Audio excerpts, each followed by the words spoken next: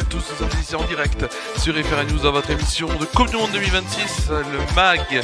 Au sommaire d'aujourd'hui, les résultats des derniers huitièmes de finale qui se sont déroulés hier soir en fin de journée et hier soir à française, avec notamment, il y avait l'Argentine, la Suisse, la Colombie et l'Égypte. Ensuite, nous irons évidemment sur les trois actualités de cette Coupe du Monde, et vous allez voir encore, comme chaque jour, on a du lourd, du monde, on a des infos assez intéressantes.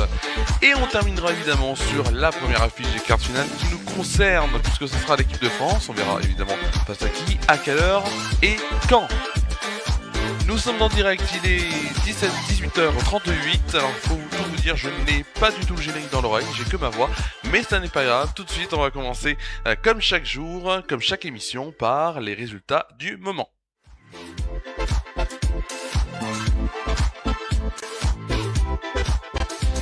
Et dans les résultats du moment, on va commencer évidemment par parler de ce match entre donc l'Argentine et l'Égypte. C'est contre toute attente l'Égypte qui a ouvert le score à la 15e minute grâce à Yasser Ibrahim après un magnifique centre de Marwan Attia. Quelques minutes plus tard, l'Argentine a une grande occasion d'égaliser grâce à un penalty, mais il est raté par Lionel Messi.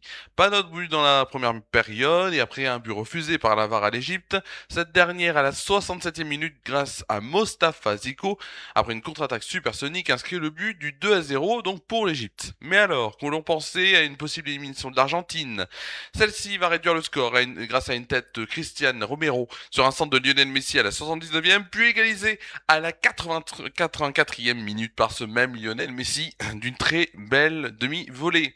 C'est en toute fin de match à la 90e plus 2, donc dans le temps additionnel de la seconde période, Kenzo Fernandez, après une course de 60 mètres de Lautaro Martinez, inscrit le but du 3-2 pour l'Argentine face à l'Égypte. Cette nuit, il y avait un match entre la Suisse, ou du moins donc à 22h, c'est même pas cette nuit, c'était hier soir, entre la Suisse et la Colombie. Pas de but dans ce match refermé entre Suisse et Colombiens, ni dans le temps réglementaire, ni lors de la prolongation. C'est donc une séance de tir au but qui a vu notamment la Suisse à être un peu plus précise que la Colombie et se qualifier en quart de finale en s'imposant au tir au but, 4 tirs au but à 3 face à la Colombie, qui n'a pas démérité évidemment, puisque c'est un match qui a été très serré, mais qui est éliminé de la compétition. Tout de suite, on passe aux trois actualités de cette Coupe du Monde, et vous allez voir qu'on a encore du lourd.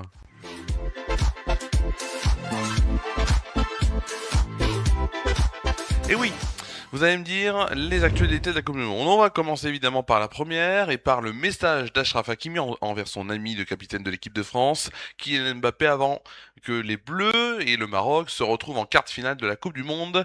Alors si les tricolores avaient pris le meilleur en 2022, l'équipe africaine a énormément progressé durant ces 4 dernières années, même si la France reste favorite de ce match. Mais ce match est aussi la confrontation de deux amis, Kylian Mbappé et Achraf Hakimi, très proches lors de leur passage au Paris Saint-Germain. Les deux hommes vont tout donner évidemment pour leur pays respectif.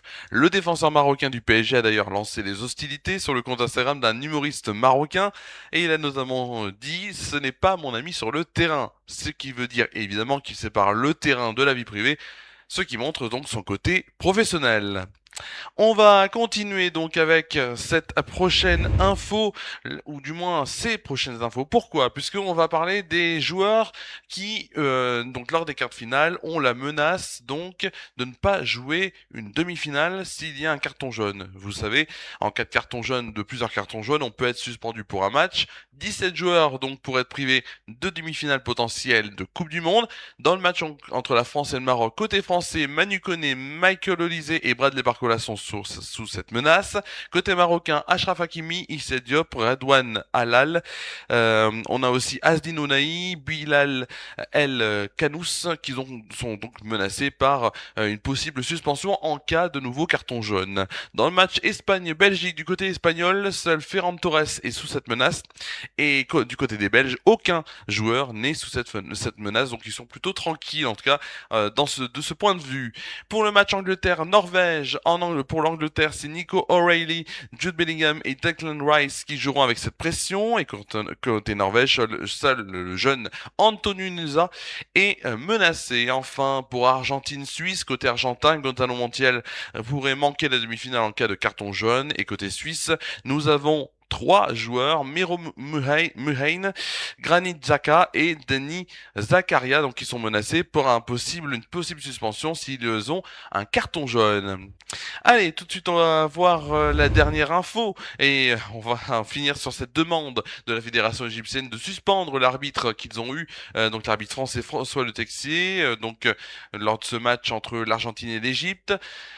Et notamment de suspendre cet arbitre jusqu'à la fin de la Coupe du Monde. C'est la prestation de l'arbitre français qui sera bien évaluée, mais une éventuelle décision dépendra de son analyse technique et non des protestations égyptiennes. La présence de François Le Texier dans la suite du tournoi dépend aussi et surtout du parcours de l'équipe de France. Si nos Bleus atteignent notamment les demi-finales, voire la finale, la FIFA pourrait écarter les arbitres français pour éviter tout conflit d'intérêts comme les arbitres argentins, comme les arbitres peut-être anglais, comme voilà, tous les arbitres en tout cas qui sont concernés par évidemment les nationalités présentes donc en demi-finale et en finale, pour notamment éviter tout conflit d'intérêts.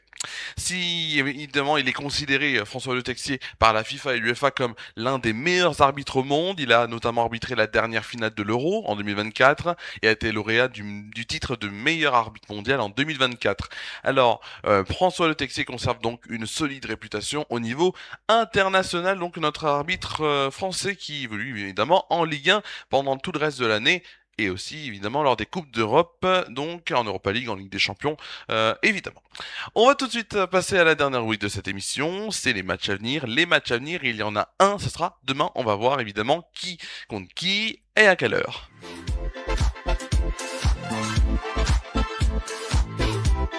Mais également sur quelle chaîne, et on va le voir tout de suite avec demain, c'est le match qu'on attend tous, France-Maroc, 22h, donc M6 et beIN Sport 1, un match qu'on attend tous, Kylian Mbappé face à Achraf Hakimi. C'est un match qu'on attend tous, je le répète et je le répéterai encore. Donc demain 22h, France-Maroc sur M6, c'est beIN Sport 1. Juste avant de se quitter aussi, petite info qui est tombée il y a une heure à peu près, donc une heure, et je tenais à vous le dire comme ça puisqu'on est en direct, et pour tous ceux qui habitent Tournon, Taramida, j'ai même les villages et villes aux alentours. Il y a plein de feux d'artifice qui sont en train de s'annuler, donc que ça soit le 13, 12, 14, 15 juillet, de partout. Et à Tournon, la décision a été prise et atteinte d'annuler également le feu d'artifice.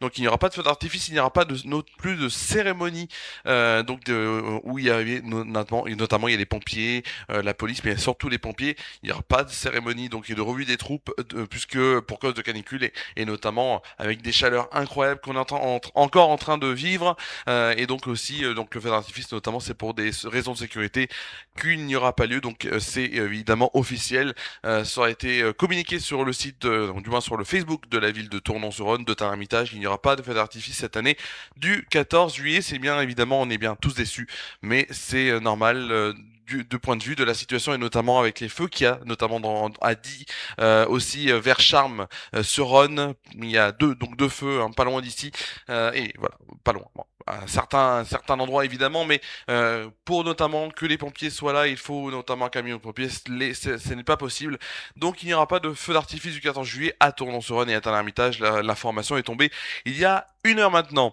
Voilà, après tout ça, merci à vous d'avoir suivi cette émission de Coupe du Monde 2026, le MAG. J'étais très heureux encore de vous présenter cette émission. On se retrouve vendredi 18h30 pour une nouvelle émission, et samedi on se retrouve à 22h, tout en direct évidemment pour de nouvelles émissions avec les résultats des quarts de finale, 3 infos sur les équipes ou sur la Coupe du Monde, et aussi les matchs à venir, le quart de finale à venir à chaque fois. Bonne fin de journée à toutes et à tous, et je vous donne rendez-vous donc vendredi 18h30 en direct sur FR News. Passez une très bonne journée, une très bonne fin de journée surtout.